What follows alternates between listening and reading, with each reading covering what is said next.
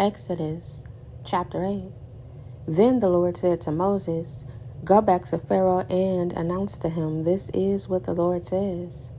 Let my people go, so they can worship me. If you refuse to let them go, I will send a plague of frogs across your entire land. The Nile River will swarm with frogs. They will come up out of the river and into your palace, even into your bedroom and onto your bed. They will enter the houses of your officials and your people. They will even jump into your ovens and your kneading bowls. Frogs will jump on you, your people, and all your officials." Then the Lord said to Moses, "Tell Aaron, raise the staff in your hand over all the rivers, canals, and ponds of Egypt. Bring up frogs over all the land." So Aaron raised his hand over the waters of Egypt, and frogs came up and covered the whole land. But the magicians were able to do the same thing with their magic. They too caused frogs to come up on the land of Egypt. Then Pharaoh summoned Moses and Aaron and begged, "Plead with the Lord to take the frogs away from me and my people. I will let your people go, so they can offer sacrifices to the Lord." "You set the time," Moses replied. "Tell me when you want me to pray for you, your officials, and your people. Then you and your houses will be rid of the frogs. They will remain only in the Nile River." "Do it tomorrow," Pharaoh said. "All right," Moses replied. "It will be as you have said. Then you will know that there is no one like the Lord our God. The frogs will leave you and your houses, your officials, and your people. They will remain only in the Nile River." So Moses and Aaron left Pharaoh's palace, and Moses cried out to the Lord about the frogs he had inflicted on Pharaoh.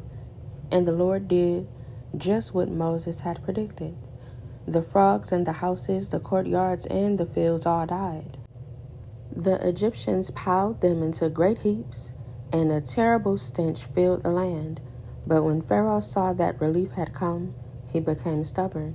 He refused to listen to Moses and Aaron, just as the Lord had predicted. So the Lord said to Moses, "Tell Aaron, raise your staff and strike the ground. The dust will turn into swarms of gnats throughout the land of Egypt." So Moses and Aaron did just as the Lord had commanded them. When Aaron raised his hand and struck the ground with his staff, gnats infested the entire land, covering the Egyptians and their animals. All the dust in the land of Egypt turned into gnats. Pharaoh's magicians tried to do the same thing with their secret arts, but this time they failed, and the gnats covered everyone, people and animals alike. "This is the finger of God," the magicians exclaimed to Pharaoh. But Pharaoh's heart remained hard. He wouldn't listen to them, just as the Lord had predicted.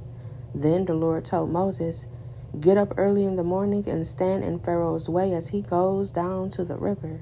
Say to him, 'This is what the Lord says. Let my people go, so they can worship me. If you refuse, then I will send swarms of flies on you, your officials, your people, and all the houses. The Egyptian homes will be filled with flies, and the ground will be covered with them. But this time I will spare the region of Goshen, where my people live. No flies will be found there. Then you will know that I am the Lord, and that I am present even in the heart of your land. I will make a clear distinction between my people and your people. This miraculous sign will happen tomorrow." And the Lord did just as he had said. A thick swarm of flies filled Pharaoh's palace and the houses of his officials. The whole land of Egypt was thrown into chaos by the flies. Pharaoh called for Moses and Aaron. "All right, go ahead and offer sacrifices to your God," he said, "but do it here in this land." But Moses replied, "That wouldn't be right. The Egyptians detest the sacrifices that we offer to the Lord our God. Look, if we offer our sacrifices here where the Egyptians can see us, they will stone us. We must take a 3-day trip into the wilderness to offer sacrifices to the Lord our God, just as he has commanded us." "All right, go ahead," Pharaoh replied.